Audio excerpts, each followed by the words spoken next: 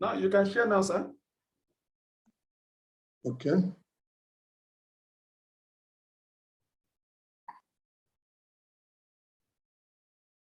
Okay, once again, I want to welcome everyone to this conversation.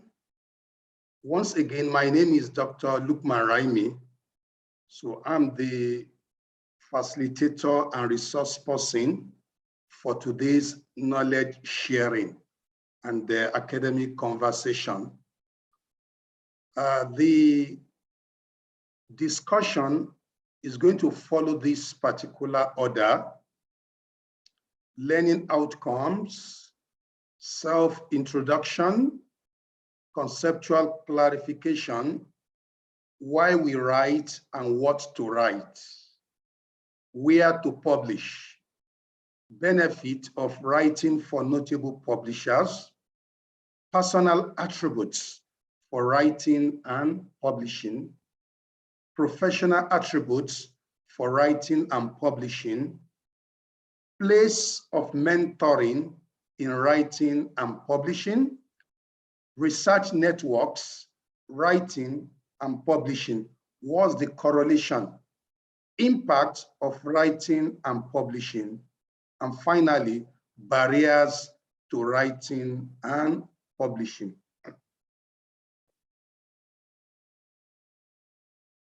So at the end of this conversation, I actually came up with 5 takeaways, or what we call deliverables or outcomes in experiential learning.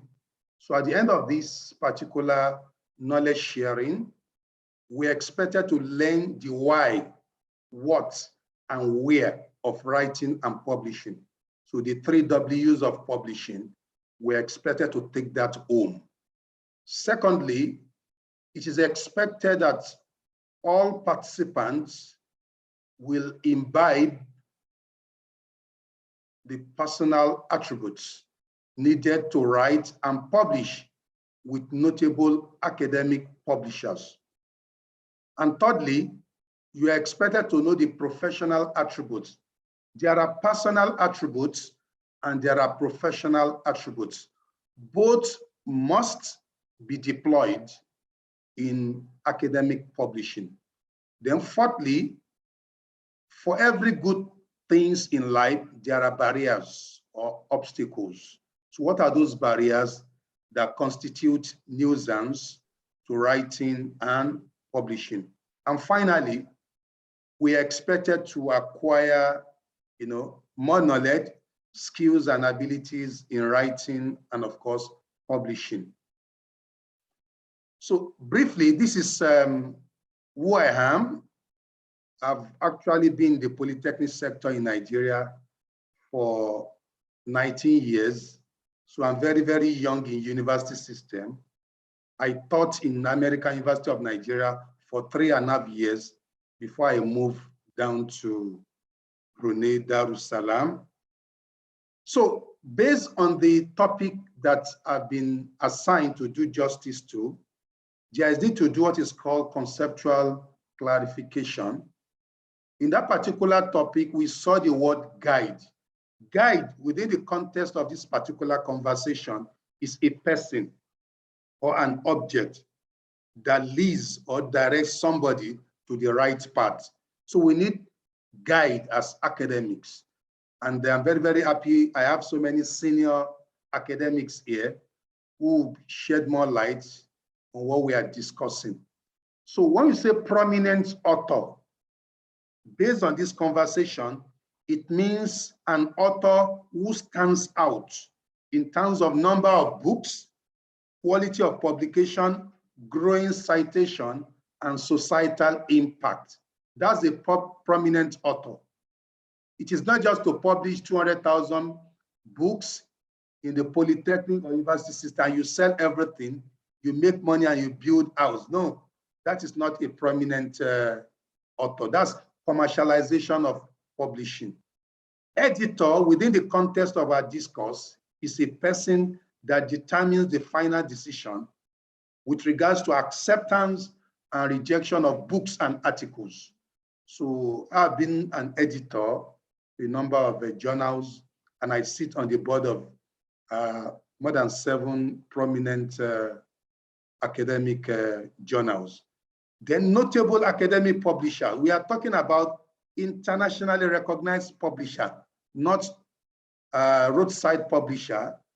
We are talking about internationally recognized with high standards, visibility, and of course, integrity. They don't just publish book from anybody. They don't just publish book on any area. They have their own focus area that they actually accept. So a very important question for those of us who have joined this conversation is why we write. So we are talking about academic writing, not just writing storybooks, poem and what have you. These are very good things, but we are speaking strictly with people in the academia. So there's what we call tripod of academia. That is the function of a typical lecturer in the university, in the polytechnic, or in the College of Education. So the lecturer, as a trained scholar, is expected to impact students, non-students, and the society in 3 domains, namely knowledge generation, research. We must conduct research. The outcome, the output of our research, should form the baseline and the foundation of the knowledge we dish out. So from knowledge generation, which is research, we go to knowledge dissemination, teaching and learning. If you don't conduct research, the tendency for you to impact and disseminate effectively and efficiently will be limited. So from teaching and learning, we'll move to knowledge application, that is community engagement. All the services we render in the university are part of community engagement. All the external intervention projects and programs that we do in our host community, in our country, they are called community engagement or knowledge application. However, the place of writing and publishing is very, very important, and that is number 1. So if you write and publish, you are going to use your publication, your articles to teach and enhance learning. Students who are writing dissertation, thesis, and project will cite your work, and you can tell them authoritatively that your findings are really not in consonance with what you have in the literature. If you are writing, if you are publishing. So output of research in the forms of articles, reports, books, cases, book chapters, conference papers are published in journals with high standards, impact, and integrity. So not only in journals, in books and journals with high impact by a reputable publisher. So that is the connection among the 3 tripods: knowledge generation, knowledge dissemination, knowledge application. So most of us who write for grants, they will ask, what are the articles you have written that are related to the grants you are seeking for? You can see that knowledge generation is related to teaching and also is related to what? Knowledge application. So that's the connection. So a good lecturer in the polytechnic, in the university, in the College of Education should actually perform these 3 functions. That is what makes you a quality academic. So having understood why we write, the question is what to write. If you don't know what to write, it will be very difficult to focus a publisher of your choice. So all these are 8 types of writings that we do in the academia. There are some of our colleagues in the humanity and arts. They write a lot, stories, poem, and what have you. We call that narrative writing. Chinua Achebe, Wole Soyinka. These are juggernauts in the field of arts, humanities, and literature. So they narrate fiction, stories, events. You know, they create reality out of fiction, such that when we read those books that they have narrated in form of writing, we shed tears. We call that narrative writings. And if you read works of Wole Soyinka and Chinua Achebe, they've been published widely by notable publishers in the world. That is narrative writing. All of us in field of arts, sciences, and what have you, we publish textbooks so that students will be able to read it in class for exams and for knowledge benefits. So we call that expository writing, and that is book writing. The way we write journal is different from textbooks. In textbook, we follow methodical and structured approach. We do a lot of definition. For instance, I want to write about importance of probably hospital. I'll start by saying, what is hospital? Types of hospital, you know, functions of hospitals, so that people will follow a structured approach in digesting what you have written. That is expository writing. So for those of us who have interest in writing chapter publication, books, and what have you, and you have been rejected in the past, is because you wrote your article, your chapter, probably in form of descriptive writing, the way you write journals, or in the form of objective writing, the way you write your scientific reports and what have you for our colleagues in medicine, in pharmacy, and what have you. They conduct experiments in the laboratory and they report their findings. For expository writing, if you write in that particular manner, they are going to reject your work because this is a textbook which students are going to use at undergraduate level, also at postgraduate level. Persuasive writing, this is where you articulate personal opinion to convince the readership. This is very common with journalists and also for those who use qualitative approach in writing articles. Like things like storytelling, narrative, critical incident analysis, and what have you, they try to be persuasive as much as possible. For instance, there is a war going on between Russia and Ukraine. Some people from different perspectives will write articles with the intention of persuading people that Ukraine is right or Ukraine is wrong. And they will use beautiful analysis, facts and figures. This is persuasive writing. We also do that in academics. So if you see a call for paper and what they are looking for is persuasive writing, and you turn your expository or narrative, they may ask you to review. But narrative may even make it a little bit, because if you write a case study that is persuasive, it will be accepted. Descriptive writing is very, very common, and that's the method of articles. So most of us in management sciences, social sciences, and of course, organizational studies, we do a lot of surveys. We do a lot of interviews. At the end of the day, we analyze our findings descriptively. You know, that is descriptive writing. We describe virtually everything. How did you gather the data? How did you design your questionnaire? How did you administer it? What are the problems you face? How many people are they responded? You are just describing. At the end of the day, what's the relationship between the independent and dependent variable?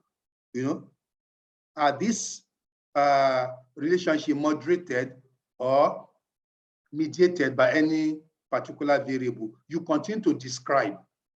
And also for our colleagues in sciences, in technology, and even in management sciences too, you can still use objective writing where you use experimental or quasi or pseudo-experimental approach, where you have control a group and the experimental group. So at the end of the experiment, you report what you have done. For those who use focus group, it is objective writing. You don't bring your own view into what you have observed. And that is why it's called objective writing, scientific, experimental reporting. And that is what is called positivism in research methodology. Subjective writing, articulating personal opinion to elicit people's feelings and emotion. Here, you bring in your own personal opinion in discussing the subject. So to some extent, interview and some qualitative paper, they are subject, because what you have gathered, you use your own thinking, your own emotion to actually analyze it. And that is why scholars call those who are qualitative scholars subjectivists or constructivists. They construct what they have gathered and put their own opinion in what is being constructed. Or they look at phenomena in the society and they now write it down. So based on subjective opinion. Creative writing. Some of our colleagues who are in art also do creative writings. Those who write script for movie actors and what have you, some will turn that particular script into a book, a novel, and what have you. These are creative writing. And finally, all of us as scholars should know review writing. So all our literature review that we do in all type of writing, you can even use literature review itself as a form of writing. So that is what is called review writing. You can pick the book of Wole Soyinka and analyze it from entrepreneurship point of view. That is review. You can look at what Soyinka has actually written and subject it to critique. You look at the strengths, weaknesses, and you profile some recommendation or suggestion on how to get it improved. Or you do a critical analysis of anything. It is a review writing. So these are the types of writing that we do in academics. So if you see any call for chapter publication, call for articles and what have you, the first thing, read that particular thing and look at the themes. From the themes, you know the type of writing that they want. At times, they will even tell you that this particular call is multidisciplinary. We welcome conceptual paper, we welcome theoretical paper, we welcome case studies, and also welcome other methodologies. So you can join such paper. But if you are told that they want only empirical paper, they are talking about descriptive and objective writing. So it is very, very, and to some extent, number 8, review writing. So it's very, very important to note this when you are joining any call or any. So having understood types of writing, the next thing is where to publish. When I was in the polytechnic sector, people publish because of promotion. And that was when I realized that don't publish because of promotion, publish because of impact. In fact, throughout my days in polytechnic, I rose to the position of principal lecturer. I never missed my promotion because my publication, whenever they are taken to university and they use even university standard, I always make it because of where I publish. I publish for impact. So the question where to publish in reputable publisher, with reputable publisher, even if it is difficult. And I learned this later on. I'll mention that during my PhD days in UK, my supervisor will always encourage you to target very strong journals from strong publisher. Even if you are rejected, it's a learning curve. So these are the reputable publishers, some, not all. Cambridge University Press, Oxford University Press, IGI Global Publisher, Routledge, London, UK, Princeton University Press, New Jersey, Palmgrave Macmillan, London, Emerald Publishing, Springer Nature, Sage Publishing, Taylor and Francis Publisher, El Silva Publishing Company, Netherlands, Edward Elgar, Wiley Publisher, and others. These are publishers, not journals. Some of them have more than 300 journals that they control, like Cambridge University Press. So they are publishers, custodians of those journals. In fact, some universities, they bury their own journal in some of these publishers' custody because they are prominent. Some individuals too who have money and they set up academic body and they publish regularly, they actually put their journal under the Cambridge, Oxford, and so on and so forth. So they are publishers. They are the ones who take charge of so many journals, so many textbooks, and so many research, materials in the world. So that is why they do publication as business, as impact dissemination, as knowledge generation. So they focus so many areas. They have journals, they have books, they have monographs, they have reviews. In recent times, many of them have what is called open access, just to disseminate knowledge to the nooks and crannies of the world. So if you publish with them today, it is presumed you are actually planting a seed that is going to germinate and will be of benefit to so many people, whether you are living or you are gone. That is why please mute your. So what are the benefits of writing for notable publishers? We are academics. We don't publish for money. Some people focus, some of these publishers, they are writing prose, they are writing so many books for the purpose of commercial benefit. But we as academics, what are the benefits of writing for these noble publishers? I said writing for them because you don't pay them. You don't pay them. They will publish your work and give you a copy so that you use it for your promotion or for your personal library. They will do the commercialization. Some give royalty if it is textbook, some don't give, because they believe they are going to take charge of the cost of production. And so the benefits that will accrue to them financially will be used to sustain your book online, offline, and so on and so forth. So we should know the difference between publishing and then commercializing. There's a difference. Some of us in Nigeria, we have textbooks that we publish and we started selling them. These people will publish for you and they will be the one to sell. They will not pay you. If they will give you money at all, it will be royalty. So what are the benefits? One, wider international readership. People in different parts of the world will read your book and they will get to know you, at least in name. Over time, if you are visible, you are prominent, they will start following you on what we can call the knowledge platform, maybe ResearchGate, Publon, Scoopers, and what have you. They want to connect with you. I'll get there. Number two is recognition by local and international universities. Sometimes ago, Nigerian University said they will not recognize some publications, books, because they were published with ATM publishers, predatory journals,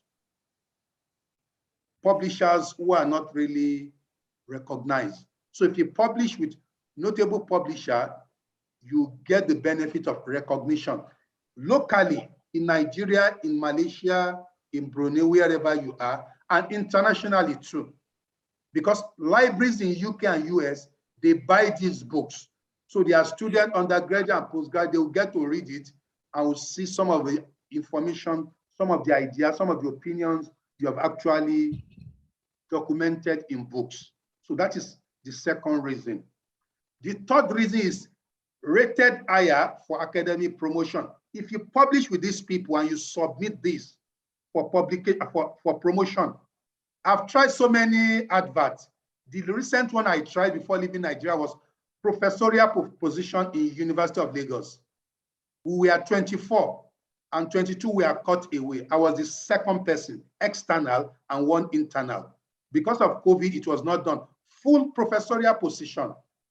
Whereas I'm just like 4 years in the university, but 19 years in the Polytechnic. But I have all the publication of a full professor. So I normally try just to see, my level of visibility and the recognition because of the publication. Somebody who has published Macmillan, Elsevier, is not a small person as far as Nigeria academic environment is concerned. So these are some of the things you benefit. For promotion, you get that. More international visibility for your work and books. Yeah, people will read your books in different parts of the world. They will extend hand of fellowship to you for publication. The last 2 years, I have attended more than 7 international conferences paid for by research colleagues.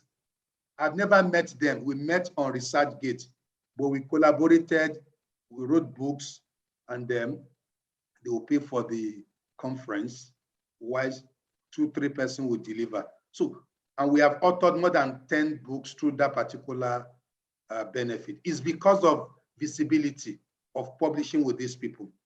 Number 5, usage of your work and book in several libraries and schools across the world. So if you publish with these people, your books will be used in different parts of the world. You'll be surprised at the number of citations you see. Every week, at least I see 2-3 citations in either Scopus Alert or OSID, or even Publion, I'll be alerted. And the one in Google Gate is even numerous. On a regular basis, you see people using your books. So high impact value and citation. So the journal itself has high impact because of the quality of what they publish, and the citation you also generate will be to your own advantage and also to the advantage of the publisher.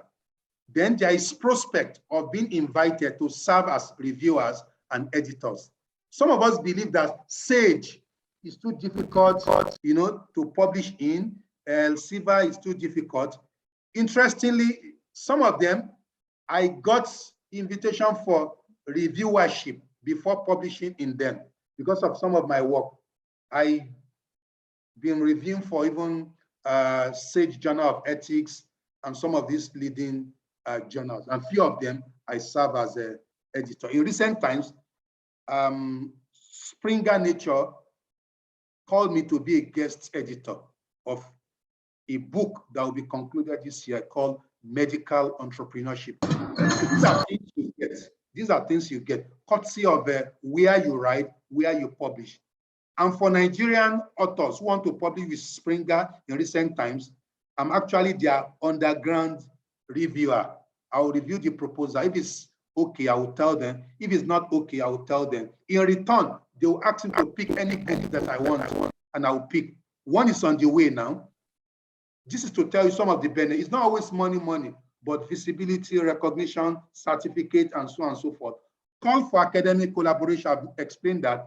Courtesy of writing and publishing, people from different parts of the world will be calling you. In fact, this morning, a leading editor of a particular Emerald journal said we should author something together on experiential learning, lifelong learning, without any formal invitation, writing to him to collaborate. He reached out to me, courtesy of some of my work. Then self-esteem, if you publish in them, you feel that self-esteem, that happiness, that psychological satisfaction that my work is in a very good textbook, not just roadside textbooks. We know what our colleagues do in the polytechnic sectors and also in the university. When promotion is coming, they will go to Shomolu, Bariga, Idumota, put some things together, they will bind it and call it textbook. That is not textbook. And finally, you get royalty. If you serve as editor with IGI and you publish either a book, a case study with them as the editor, they will give you a little amount of money, about I think 600, 300 euro. And if you convert that, it's a lot of money in Nigeria. So, but don't do it because of that money. Do it because of impact. When you are no more, the world will continue to cite you. And for those of us who are Muslim, we know the importance of knowledge. So knowledge will live after you. So the next one is, what are the personal attributes for writing and publishing? Some of us say, I'm not gifted. It's not about being gifted. Once you accept a call as a lecturer in the academia, You need to learn it. So that is why I created this particular slide called personal attribute for learning and publishing. Writing is learnable. Publishing is learnable. You can learn it.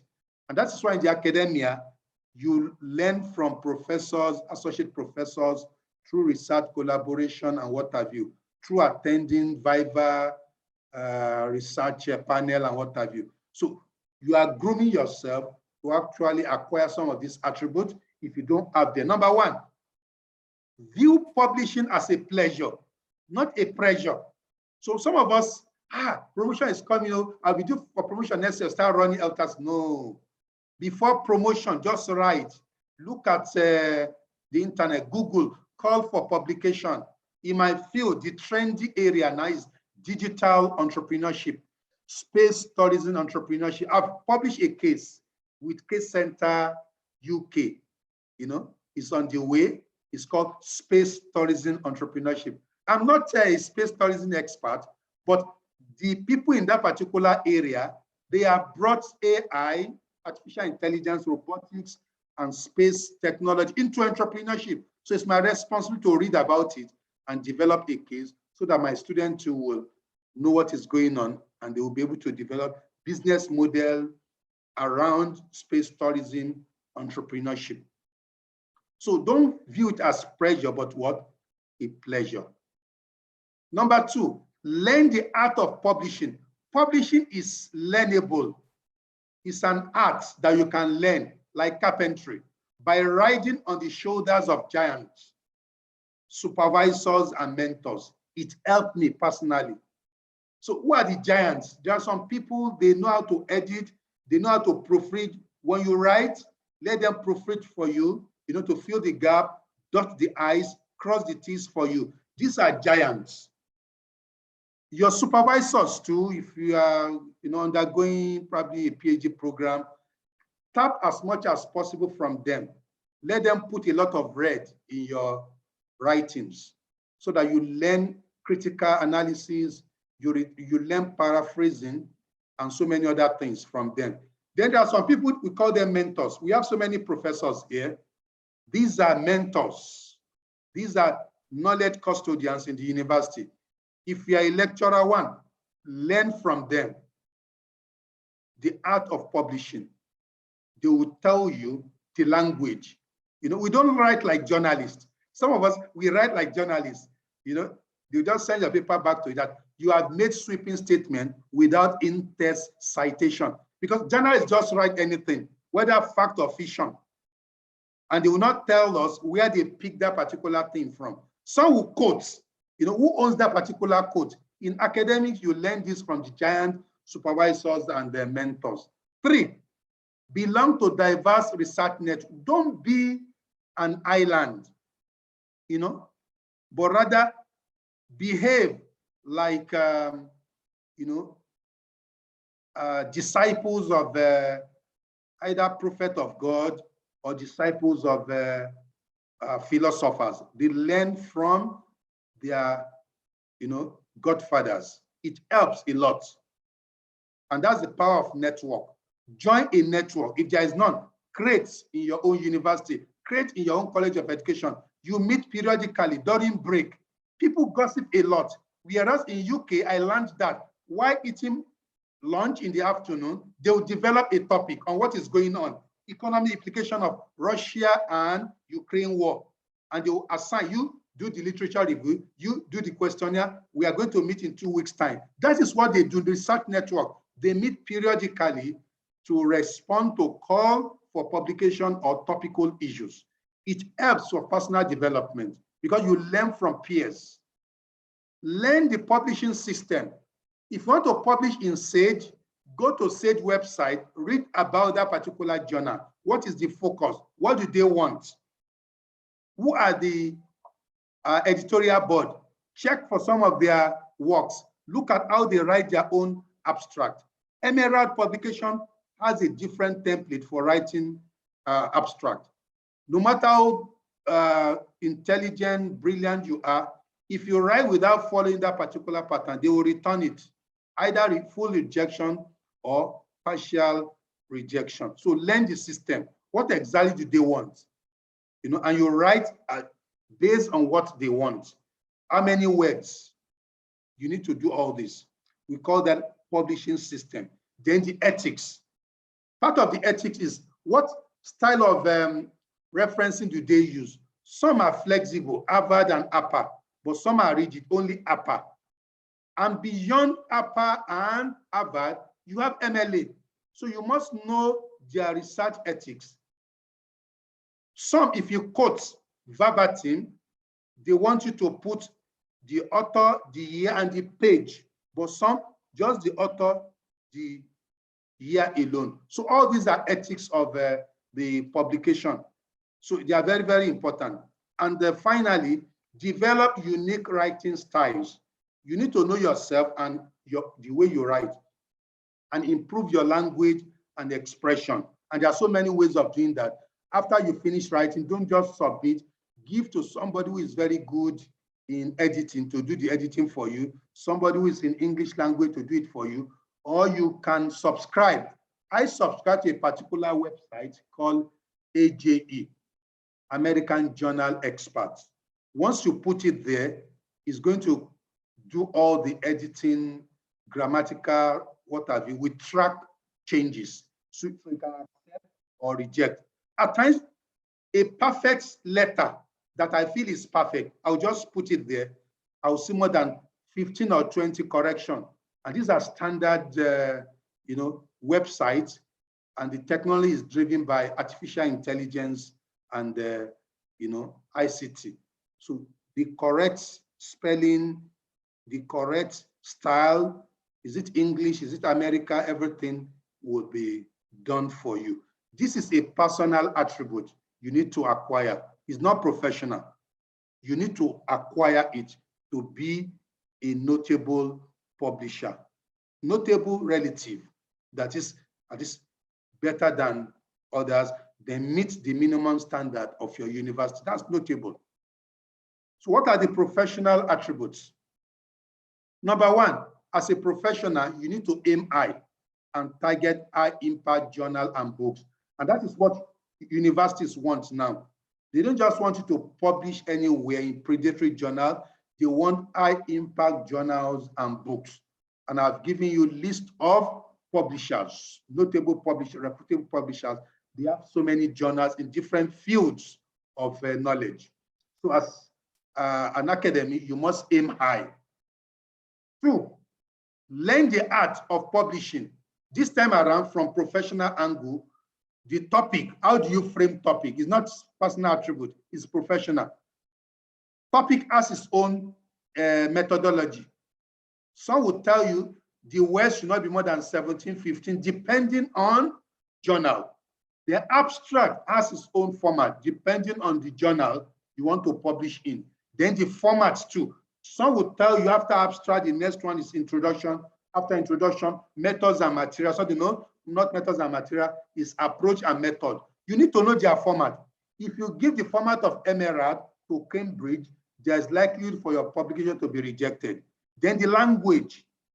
You know, some of us, we write in journalistic language. We use complex words. No, English, Americans, they speak simple, clear English. Some of the journalistic approach that we use in third world are not acceptable. You know, you use so many big grammar, thinking that you are going to inundate those who are, no, you say this is not the correct way of using this. The methods, then your analysis. Some of us, our analysis is very, very weak. So we need to really discuss analysis based on how the journal wants it. Just download a particular journal and use it as a guide to guide you through the abstract, the format, the language, the method, the analysis, and the proofreading. So they have their own way of doing things. So before submitting, you need to do personal proofreading, or you give to somebody to do it for you. It's very, very important.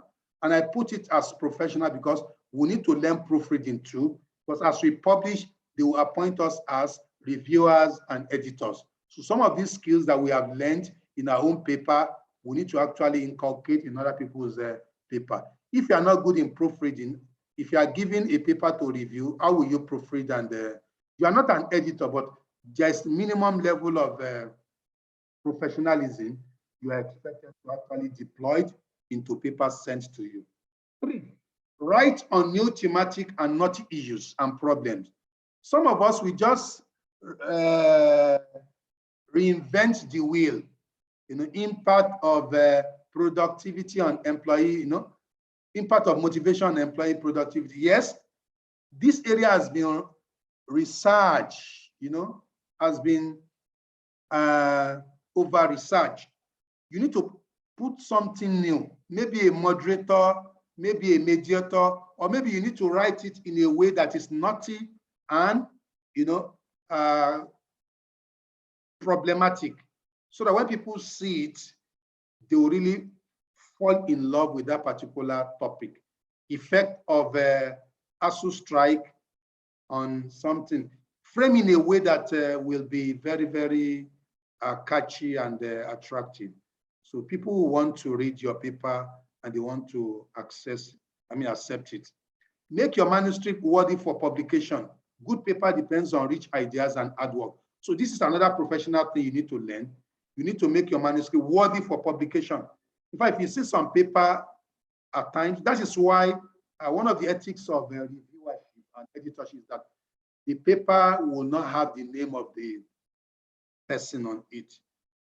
So because if you have the name of the person on it and the position, there is tendency for you to be annoyed at times that, is this from a professor? You want to overreact. So that's why they remove the name and the title. Just read it and express your opinion objectively with comments to guide the author for improving that particular paper. So make it worthy, make it worthy. There was a particular conference I attended in Abuja, and the professor of management presented a particular paper. Though I don't like that approach, the reviewer, the chairman of that particular session, descended on that particular professor. He even personalized that you call yourself a professor and you come before us to read your student project without even editing it. This is shameful. In knowledge society, UK, US, they don't do that, but they will just express their opinion mildly. But in the conference I attended, the man was really insulted because of the quality of what the person presented. Ensure logical flow of argument and expression is very, very important. The literature review should be critical. Don't just say, according to Joe, according to Shegun, according to Ifeoma. No, you should synergize, you integrate pros and cons, bring in your own opinion on what you have read. That is critical review of literature. So it should flow based on the foregoing. You should use even conjunction to make it very, very interesting. Similarly, whereas, additionally, more importantly, furthermore, all these are very, very important. Mind your in-text citation and references. You need to learn this too. It's a professional thing. You must know the upper referencing style that is current, and you use it as appropriate. The in-text citation should be correct. The referencing should also be correct.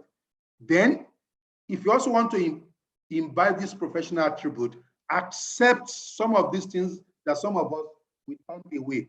Guest editorship or reviewership. They will appoint you as reviewer. I don't have time. You see, the more books you read, the more professional you become.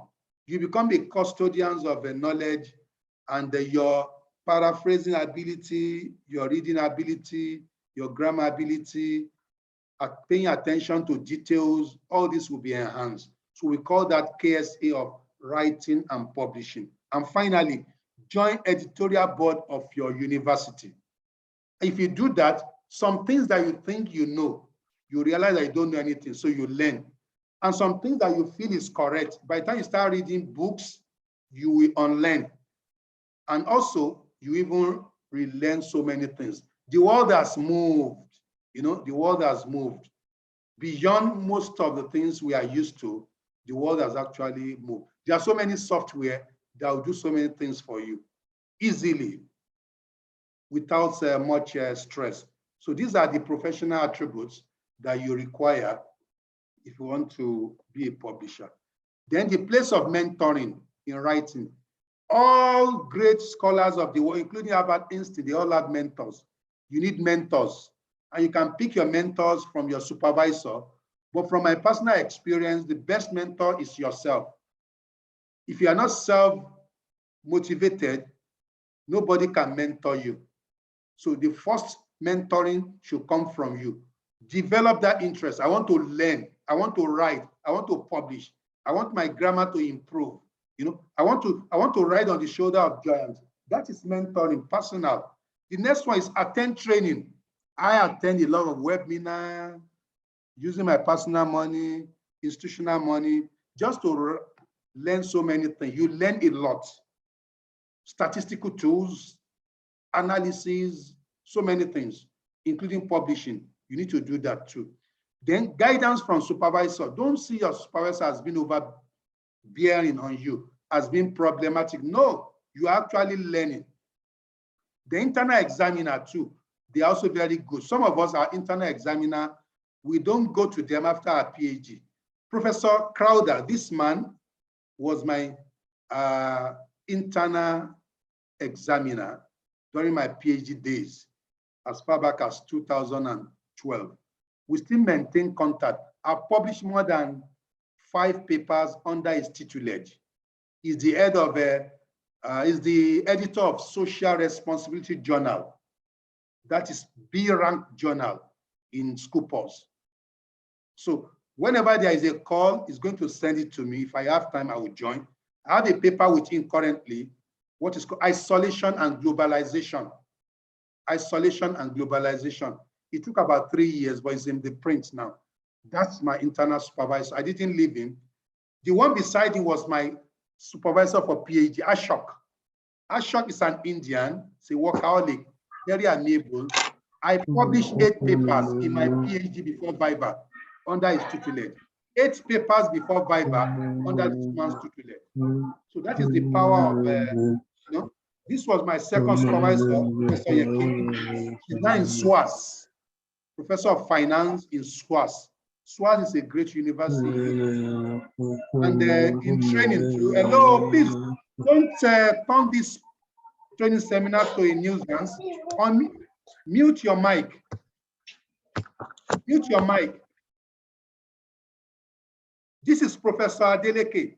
He's an assistant professor of statistics. He taught me SPSS and some other statistics as far back as 12 years ago. So you need mentors. You need mentors. And I've also taught several people. You need mentors. You know, this is Professor Morris. He's one of the leading scholars in entrepreneurship, especially social entrepreneurship. I learned experiential learning under his tutelage, face-to-face. And this is Coracto. You know, I've also met Coracto at a training gathering. So these are people that you learn from them.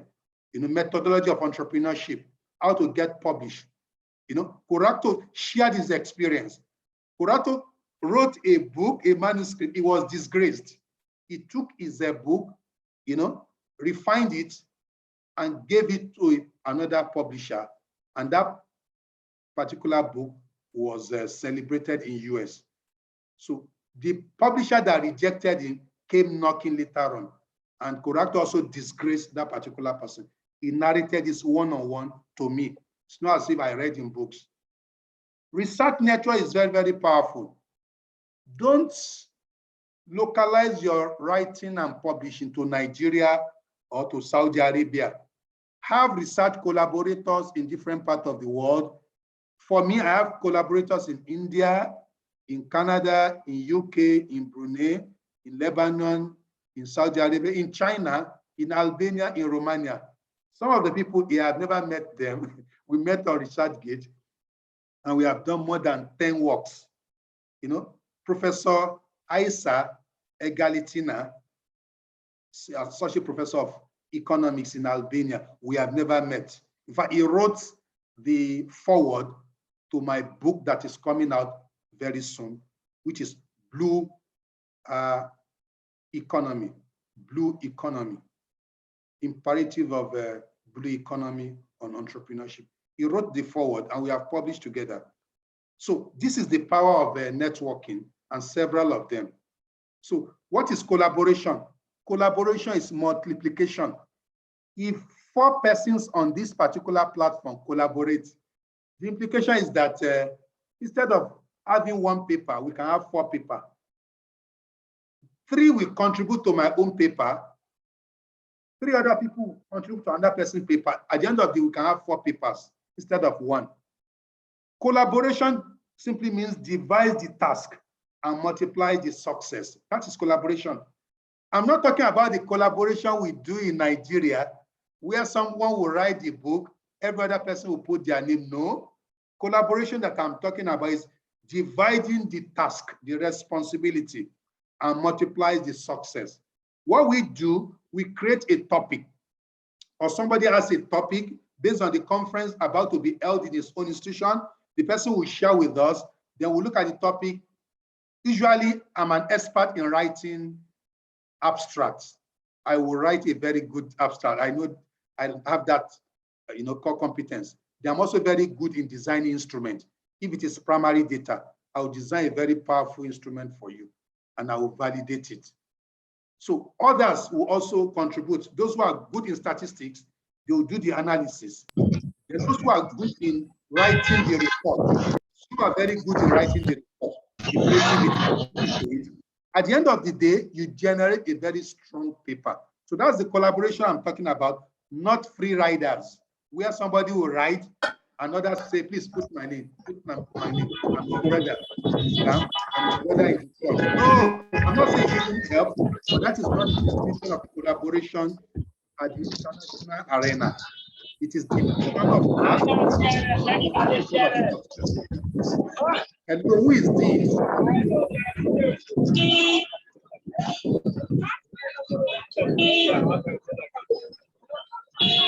Impact of writing and publishing. I've listed just 4, which is very important to us. Number 1, citation. We should be bothered about citation. Who are those using my book? Once they use it, there are some websites that track, citation of your work. And a very powerful one is Publon and also Google Scholar, and of course, Scopus. Once a Scopus Index journal, if you publish in Scopus Index journal and somebody cites your work, within 2 days, you get alert. So you see the number of people who are using your work.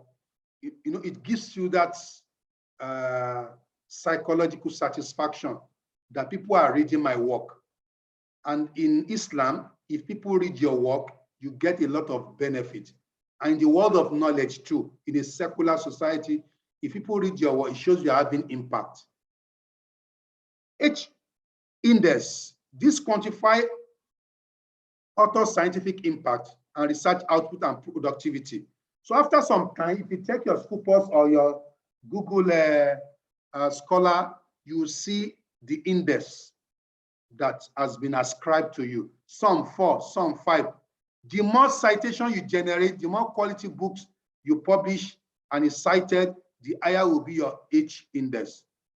Then in ResearchGate, they have another impact called read. The number of people who read your books, the number of people who download your material, even conference work that you put on ResearchGate is going to tell you the number of people who read. And every week is going to give you the analysis. Now you have 6,000, 7,000. It is refreshing and also very inspiring to see people reading your, in fact, some will even ask for it. Let me have the hard copy. Impact factor.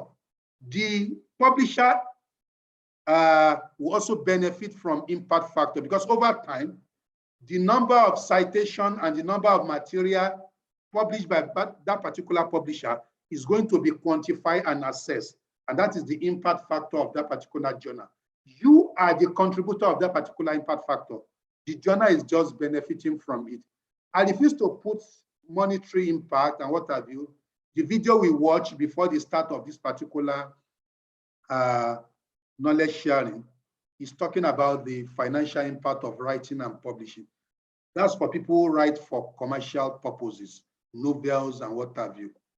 So based on my own experience, and this is my own Scopus impact. So currently I have 94 citations from cumulatively. I don't have 85 documents. All the documents that have been assessed over time from 2008 to 2022. So that will give the citation. Citation is 94, but I have 28 documents. Then the cumulative over time, you know, HR index is calculated every 2 years. So the cumulative effect in 85 documents gave me H index of 5. So the more impacts publication you have, the better for you. In the Google Scholar, from this analysis, my citation is 1,351. If you go to that Google Scholar, you see people with 100,000, 150,000. So we still have a long way to go, but it's better than nothing. The HI index in Google is 19, and the publication in terms of growth is also analyzed. So you can see from 2015 up to 2021. So we just started 2022, so we don't know what will happen. Maybe it will, but over time, it's been rising. So that is courtesy of where you publish and the what. So this is also Publon. Publon is a very important impact tracking platform. It's connected to OSID and also to some other impact generator. So it's owned by Web of Science. So you see your ID number and some other things. Publication 27, then the number of citation 98, then H index is 5, which is very close to Scopus. Then verified review. If you review for quality publisher, it's going to be added to your profile. They call it verified review. So based on my review over time, I got an award, a certification as academic mentor. They gave me a certificate by Web of Science, having been forthcoming with publication. So this is ResearchGate. ResearchGate also track reads. So far, those who have read my works are 139,633. Citation tracked by ResearchGate is 559. Then people will recommend you for strategic management, for research, qualitative research, quantitative research, mixed. They will put all sorts of comments. I got 526. Then in terms of research interest, 9,908. So these are impacts that you see from time to time that shows that you are working and that you are doing what is supposed to be done. So based on my publication in different journals and books, I've been offered a number of editorial positions. Journal of Developmental Entrepreneurship is a Scopus journal, and is chaired by Professor Morris, one of the stalwarts in entrepreneurship. He personally invited me to that board. And also I've been on the board of Emerald Imagine Case for more than 8 years. Continuously, I've always been returned. So editorial board, International Journal of Technology and Investment, US, Associate Journal of Business and Economy Analysis in my own university. So I was appointed in December. Sage Open Article Editor just this month. And the Associate Editor, Gusau Journal of Entrepreneurship in Nigeria, University Gusau. Editorial Board, International Journal of Circular Economy, Waste Management, IGI Global. Editorial Journal, Indonesia Journal of Sustainability, it's also a Scopus journal. And Editorial Journal, International Trade, Journal of Trade, and so on and so forth. So people will invite you. I have more than this, but these are the ones that are very quality. Even if it is predatory journal, accept it. You learn over time. And that is why some professors in the world, they don't like the word predatory journal.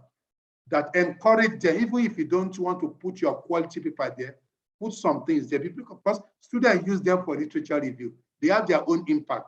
So instead of just condemning them, we should find a way of raising the bar, join the editorial board, tell them things have improved, and then they will get better rated. The impact also as editor and guest editor of books. This is books. The first one is Medical Entrepreneurship by Springer Nature. It's going to come out, God willing, this year. Implication of Entrepreneurship and Enterprise Development, also I'm the lead editor. That will come out the next 2 months. Circular Economy, guest editor of a Journal of Entrepreneurship and Emerging Economy. It's already concluded. The journal is on the internet. I was one of the guest editor. Then, and so on and so forth. Then finally, what are the barriers? I started as a lecturer in the Polytechnic. I know the barriers we face, so I actually put down 7 that are practical oriented. The first one is self-defeatism. Some, they have resigned to fate, and that's why they are not getting promotion in colleges of education. That I don't know how to write. It's not my calling. It's not my talent. We call that self-defeatism. You can write if you leverage some of the things we talk about. In writing, there are so many segments. You can fit at least 2 or 3 if you collaborate, so you generate a very good paper. Insufficient KSA about writing for publishing, either personal attribute or professional attribute. So people lack knowledge, skills, and abilities for writing, which we can actually correct by attending conferences, collaboration, getting mentorship, and so on and so forth. 3, people write and publish for promotion. It's a barrier, because after promotion, you go and sit down, you won't publish. If you see a call for publication, you turn your back to it. So these are barriers. Fear of criticism. Some, when they write, they don't want to share with colleagues. Oh, they will steal my idea. Oh, they will criticize it. Publication is about criticism, constructive criticism. And that's what we call review. They will review your work, give you the strength and the weaknesses. They may even rubbish it. Don't bother about being rubbished. All professors of the world, they are still being rubbished. They are still being rubbished. It's a subjective thing. Recently, the slide is not changing. We are still on Google Scholars page. Is it changing now? No, the slide is not moving. Only one. Okay, let me stop it and reshare. Okay. In future, call my attention to it so that I'll do that quickly. In fact, I didn't. Also, you have a 3-minute more, sir. Yeah, I'm almost done. Okay. So I'm almost done. So can you see it now? Can you see it now? Yes. So this is Google Scholar. This is, we can see now. Yeah, we can see. Okay, this is Publion. This is ResearchGate. Okay. And these are the editorial membership that I mentioned. Fortunately, you had me when I said this is a guest editor and editorship of journals and strong.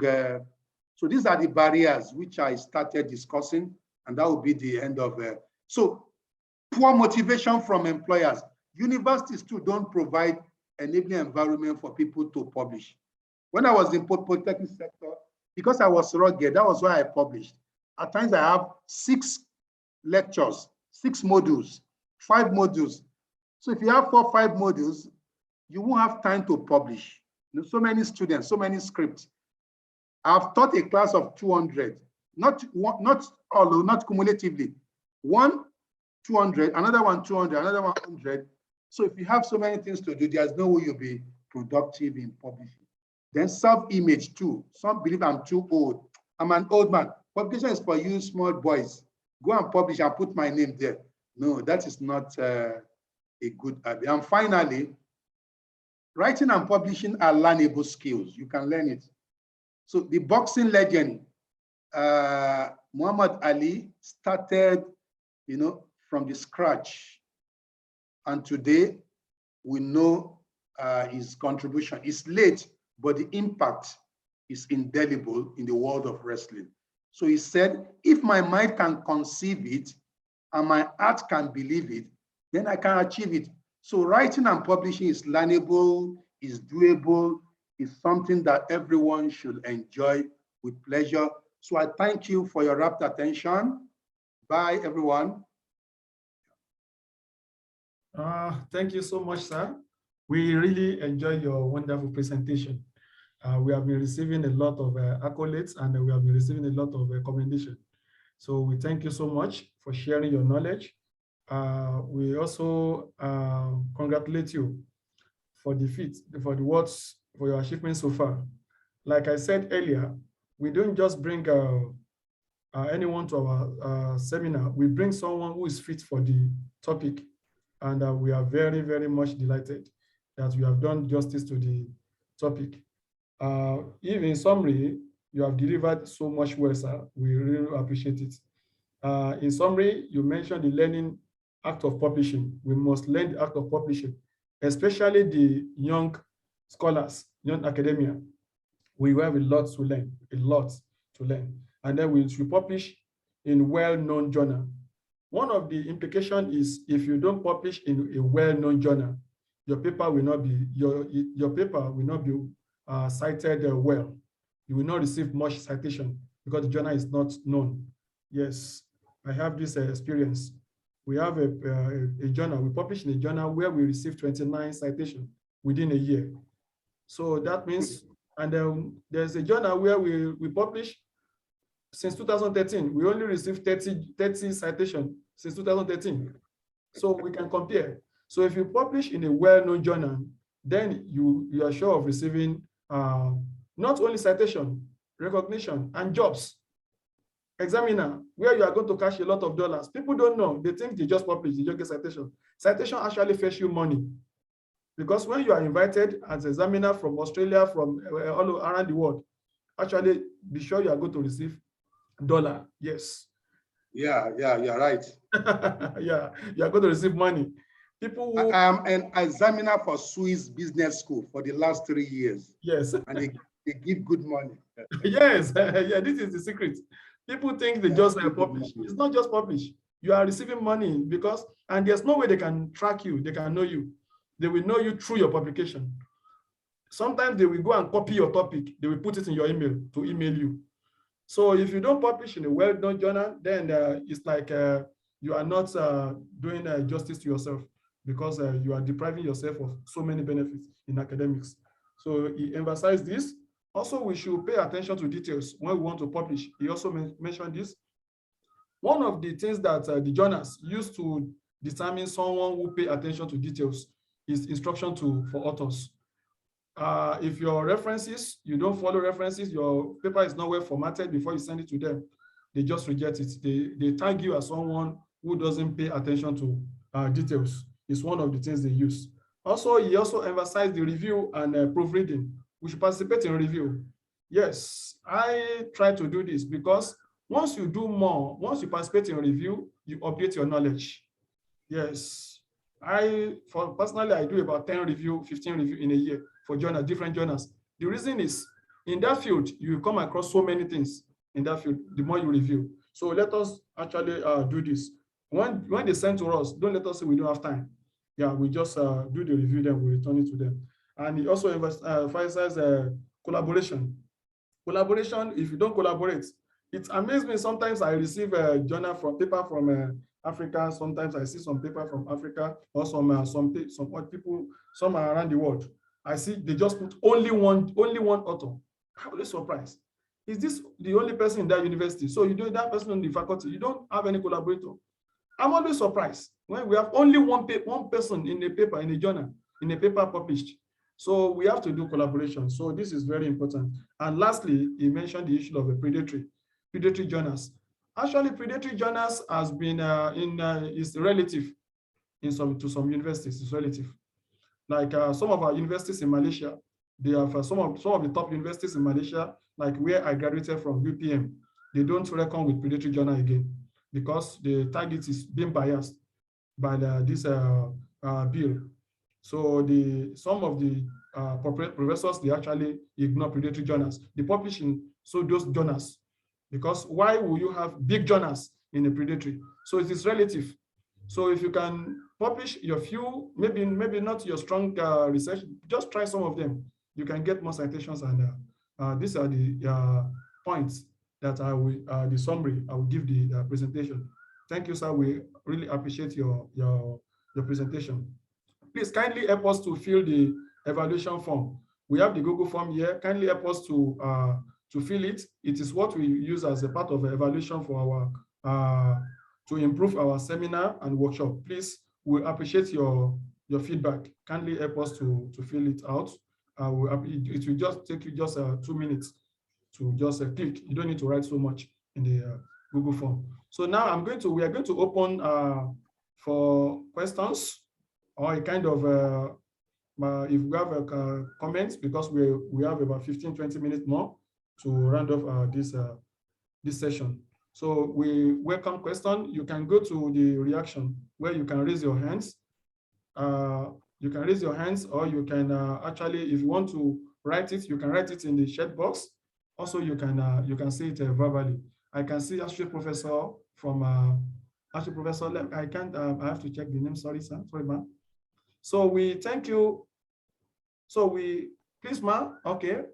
We have a Associate Professor. I want to check the name. Mariam Abdi is my name. Associate Professor Mariam Abdi. Oh, no, thank you, ma'am. Thank you, ma'am. Yeah. Thank you so very much. Yes. Are you going to send the slides to our email so that we can go through them after this lecture? Dr. Sir, over to you, sir. Yeah, I'll send it to the convener immediately. But once you get it, just cascade it to participants. Yeah. Thank you so much. I asked Doctor, because okay. This our workshop. This particular series is free. It's most free. And some of our facilitators, where we don't pay them, we don't force them to send their slide. So, but okay. I'm glad he has given his consent to share with us. Okay. So okay, thank you. So sure, we are going to send. Please, that is why it is important to fill the Google form so that we can have our email, so we can forward it to our email. Okay, I've not seen the Google form. Okay, I will share it. I will share it again in the chat box. Okay, thank you. Dr. Additional, you have the floor, sir. Dr. Additional. I want to really appreciate the presenter. It's worthwhile and eye-opener kind of a presentation.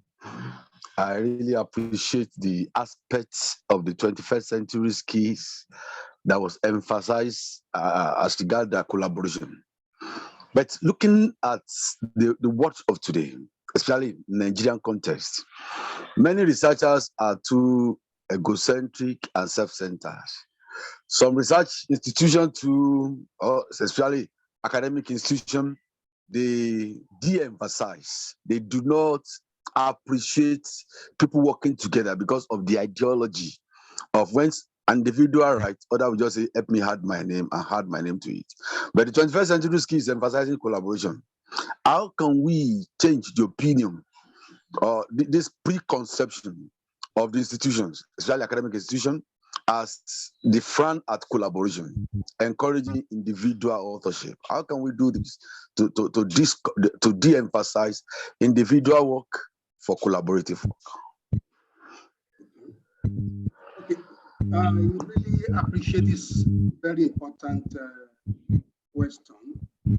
When I was in Nigeria too, even before crossing over permanently to get job abroad, in the polytechnics, people get to have their names written on papers. So what you have said is actually true. But at the level of the international knowledge ecosystem, some journals will ask you to state the contribution of all the collaborators. They will ask you to state it. There's a particular framework they normally use. I may share it later on with the convener. You are going to state what is your own contribution as a lead person. Is it topic development, abstract, methodology? You do that for all the collaborators. If you can do that and show it to the university, I think the resentment against international collaboration, publication collaboration will go down. That's number one.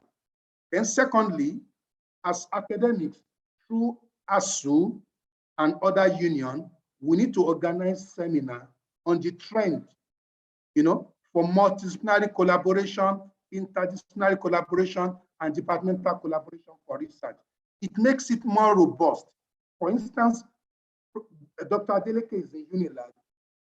I actually am in the field of entrepreneurship and economics, but we have published robust paper. He's a statistician. He's going to use robust statistical analysis. And somebody who is in economics will also add, discussion from policy angle. If you send such paper to 3-star journal, or even A-rank journal or B-rank journal, there's tendency for you to make it. Last year alone, around October to December, we've been working on a particular paper for more than 6 months. Eventually, it got accepted by B-rank paper. It's a collaborative paper. I am in Brunei, somebody is in Lebanon, another person is somewhere, and we wrote something very good, and it was accepted. So we are going to share the success and glory. So we should educate the university management, and also through TED Fund. Let TED Fund also sensitize university ecosystem on the need for multidisciplinary approach and collaboration in research. With these 3 measures, I think we are going to demystify the fear of the university management. Thank you, Prof. Okay, thank you, sir, for the response. Also, we have Dr. Muhammad Muniruddin. Please, you have the floor, sir. Please, can we have you? Yes, assalamu alaikum. Alaikum salam, Prof. Yes, sir. Well, thank you very much for the presentation, Dr. Imi Lukman. Thank you for the fantastic session, and thank you all for the convener and the organizers. I will start from the last slide of Dr. Raimi that has to do with the publication in Nigerian polytechnics and universities. Recently, I read an article a bit on WhatsApp that states the woes of the Nigerian university lecturers, where they will have to use their own money to publish, and a lot of those things that is not funded. So in this aspect, how do we expect the lecturers to excel in publication and authorship if the government is not funding the publication? And so that is very, very annoying and disturbing to me, please, Doctor. If you can share some light into that, please. Okay. I actually underscore that fact that where the management is not encouraging lecturers, motivating them, supporting them, it should not encourage a culture of writing and publishing. However, because we have our destiny in our own hands, the power of networking can help you. The power of networking. You can write, but you don't have money to attend international conference. You can develop the paper together with your network in other parts of the world, and you are going to share the credit. I've done that a lot. I've never been to Albania, I've never been to Romania, but I've collaborated. Even my former university, American University, I collaborated with somebody. We wrote a book. The person was not funded, but I got funding from my own university, and we shared the success. So networking can help you. You can leverage network. And there are so many powerful journals in the world. What it requires is create time to write your work and submit. They will not charge you. For our colleagues in sciences, they need consumables, they need chemicals, and they cannot use their money to buy chemicals. Where they buy chemicals with their money, they don't have state-of-the-art laboratory to run those tests. So for them, it will be very difficult. Also with research collaboration too, you can do that. There are some people who are in Nigeria who need to get some tests done, but they are collaborating in India, in Japan. They send the specimen to them. That's the only money you spend. The result will be carried out and they will send it to you and you're going to use it to actually publish. If you don't do that, and you're just waiting for government, the tendency is that you won't really have impact. And at the same time, you will not be promoted. And if you are not promoted after 4 or 5 years, the motivation, frustration, anger set in, emotional problem, and what have you. So in order to go out of some of these problems, we must take our destiny in our own hands by collaborating with colleagues. Thank you, sir. That's a wonderful submission. I also want to add to that, like those of us in the diaspora, I want to let us know that one of the criteria for university ranking is international author. So really, in Malaysia, for example, we always look for international author, no matter where the person comes from, including Nigeria. So we publish with few people in Nigeria, yes, including professors, we publish with them. So what we just do is we look for where they can be very useful, like the area of editing, proofreading. As much as you can contribute at least a little bit to that paper, then you are entitled to be to the co-authorship. So this is one of the criteria that we use for ranking. Also, for journal to be accepted in Scopus, it must have a combination of, it must be multinational authors. So this is also, this is also one of the areas. So we can explore these areas for collaboration. So the universities all over the world, they're actually looking for co-authors. So it depends on our networking and how we are able to explore. So I think, do we have any other person, please, before we close the session? The time is fast spent. Thank you. So convener, I've sent the lecture to your WhatsApp. Yeah, so we are going to speak to participants. Yeah, I've sent to your WhatsApp. Yeah. Yeah, I just received it now. So we are going to send it to their email. Kindly fill the in order to receive the slide, please kindly fill the evaluation form. The evaluation form is very important to us, please. We are accompanying and we strive to improve our workshop and seminars regularly. Please, your feedback is very important. In order to receive the slide, kindly fill the, we are going to use your email to send the slide to you.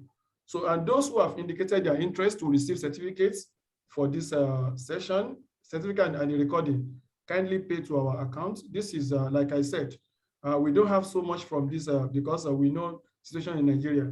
It is very hard to charge a 3,000 naira here in Malaysia. This is a kind of seminar where we pay like 20,000 to attend here in Malaysia, but we are giving it free, bring out free. So if you have indicated your interest to the certificate, kindly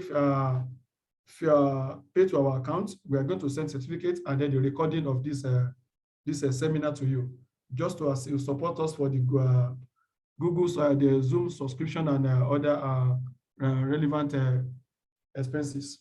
So we thank you so much.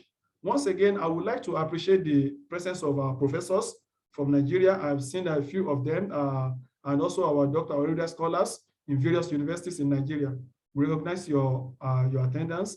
Also, we appreciate you so much. We also appreciate your humility to learn more, also to add more to your knowledge. We pray you continue to be flourish in academics. So do we still have any question, please, before we close the session, please? So if we don't have, we appreciate if we can, for those who can on their video, please, we appreciate you can put on your video. We used to do this to keep it as a part of our record, including the attendance, just to capture all. Please, if you are able to on your video, kindly help us to put up your video. The organizer, please, just a second.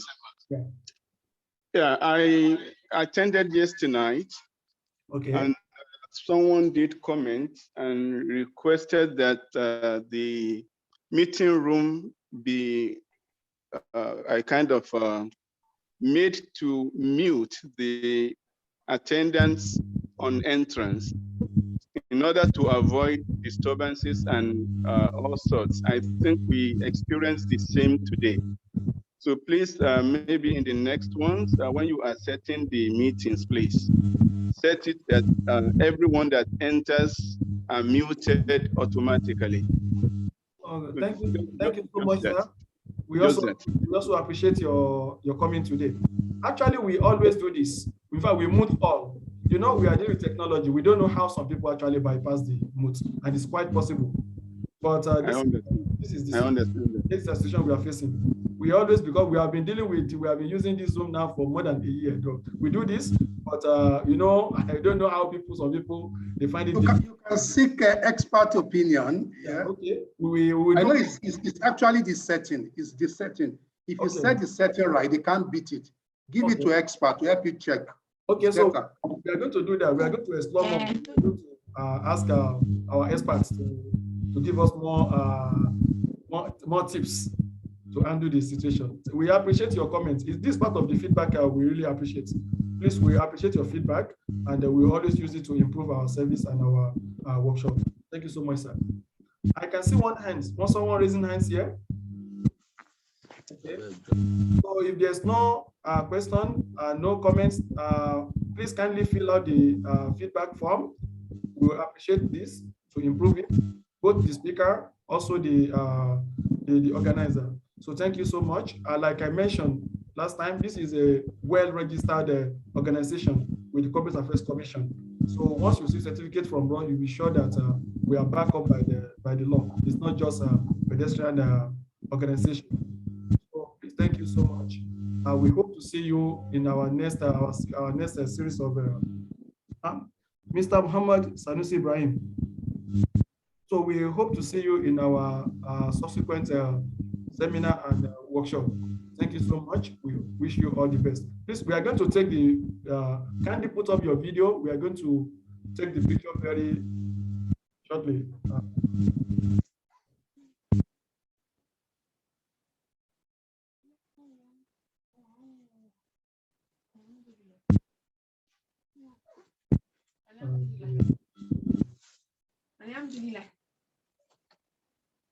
Okay.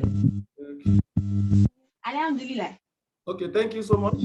So we are done. So thank you. We appreciate you. We are going to close now.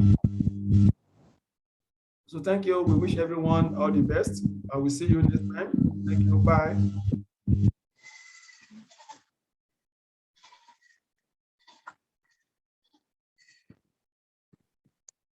See you in the next one.